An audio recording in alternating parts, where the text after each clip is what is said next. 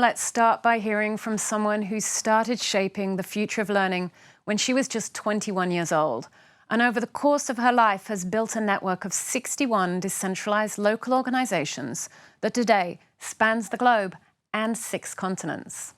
Wendy Kopp, the CEO and founder of Teach for All, she's in Nigeria right now, and so she can't join us live. But I got to sit down with Wendy just a few days ago and ask her about building a learning planet for learning. Let's hear from our architect for learning, Wendy Kopp. Welcome to LP Vision. Can you tell us, please, what is Teach for All? Thank you so much. It's so good to be with you. Teach for All is a global network that is brought together by a shared purpose to develop collective leadership to ensure all children fulfill their potential. We're a network of more than 60 independent national organizations in 60 countries that share a common approach for developing that leadership by enlisting promising leaders of all backgrounds, asking them to commit at least 2 years to teach in their country's under-resourced communities, investing in their leadership and cultivating their ongoing leadership as a force for change, working in partnership with many others throughout the systems around kids in their countries towards ensuring that one day all kids do have the chance to fulfill their potential. Fantastic. And as an architect for tomorrow, how did you actually go from the conceptualizing the idea of Teach for All to then building it and making it a reality? You know, I came to this idea originally many years ago, 34 years ago, when I was a senior in college at Princeton University, and felt that our generation was just searching for something that we were not finding in terms of a way to address the real inequities in our country. And I had come to believe that really education is the key to transformation. You know, it's the key to freedom. And somehow all of that came together in my head. And I just thought, why aren't we being recruited as aggressively to commit 2 years to teach in low-income communities in my own country, as we were being recruited at the time to commit 2 years to work in banks on Wall Street. And so that was the original idea. And it was just one of those things that was very quickly far beyond me. I needed to write an undergraduate thesis, and that was the perfect opportunity to really explore this idea. And that turned into a plan for the creation of this. And again, the timing was perfect, and many things came together to enable us to launch really within a year of my graduation. And that was just the beginning of a tremendous learning curve.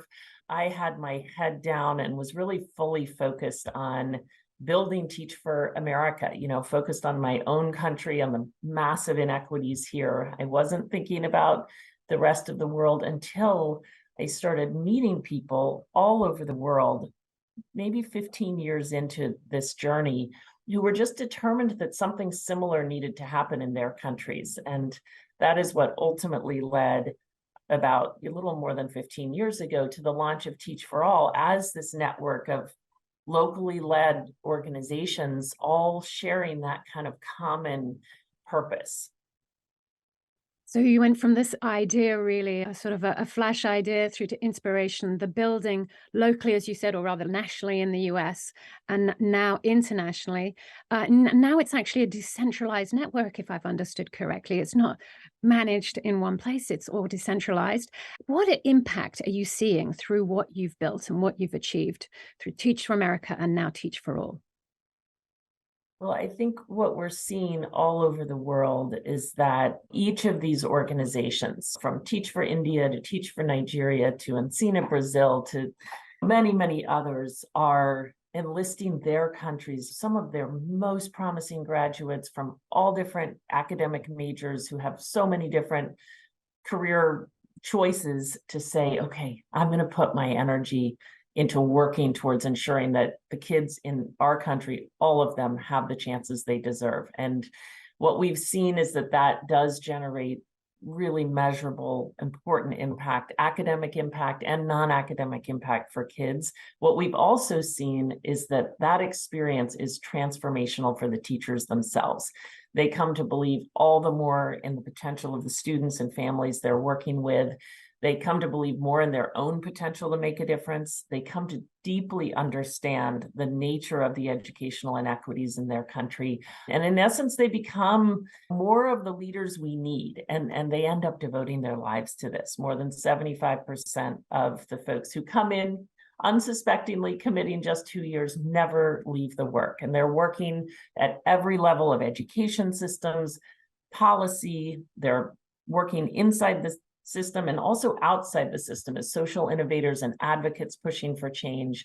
And what we've seen is that, honestly, with enough leadership, anything can happen, right? And that's what we've seen it takes to change systems. I think there's an idea in the world that policy change is system change, or that you can do things with one leader at the top of a government. And we've just seen that in education, that's not true. To change not only policy, but the culture and practice of a system takes many people throughout a system, really around the whole ecosystem around kids, exercising agency and leadership towards shared purpose and collaborating and learning together. And so in communities all over the world, we're seeing that collective leadership emerging.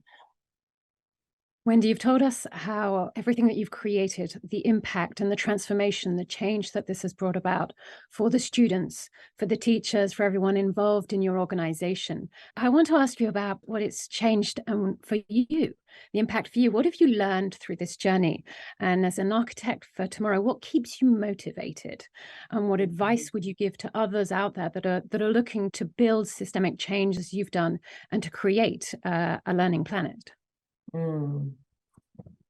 I guess most fundamentally, what I've learned, as a social entrepreneur, and I know there are many in this community, and growing up in America, which is maybe an individualistic culture in a way, I started out thinking with a really individual kind of paradigm of leadership. If it was going to happen, I needed to do it. Initially I was like building the mailboxes. Everything was about, what am I going to wake up today and figure out how to do to move this forward?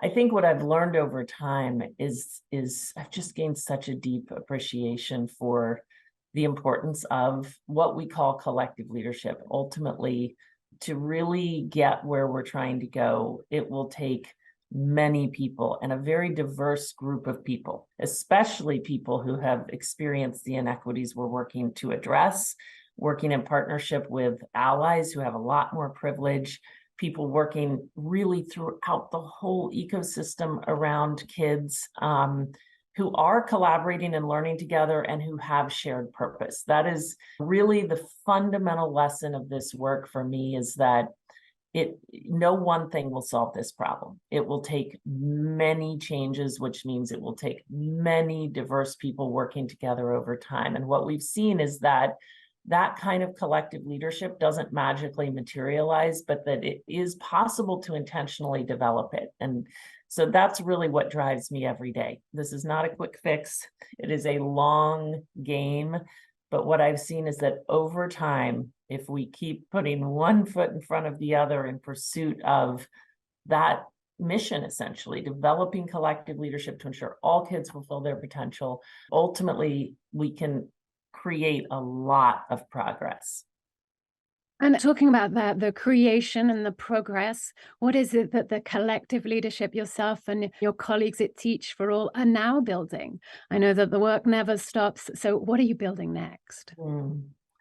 A few years ago, we really stepped back as a global community and asked ourselves, what's the big idea? By 25 years from now, what are we all working to accomplish together? And we started by looking at where the world would be in 25 years, and it's very overwhelming. And gosh, we look at today's world and all the threats to peace and sustainability and justice. And I think all the more so, we just came to realize we need to redefine education altogether. We really need to work for the day when all kids have the kind of education that enables them to lead a better future, to shape a better future. And that means not working towards narrow academic outcomes, which many of our education systems were initially created to do, but rather to work towards developing students' agency, their awareness, their sense of connectedness to people and the planet, their sense of well-being,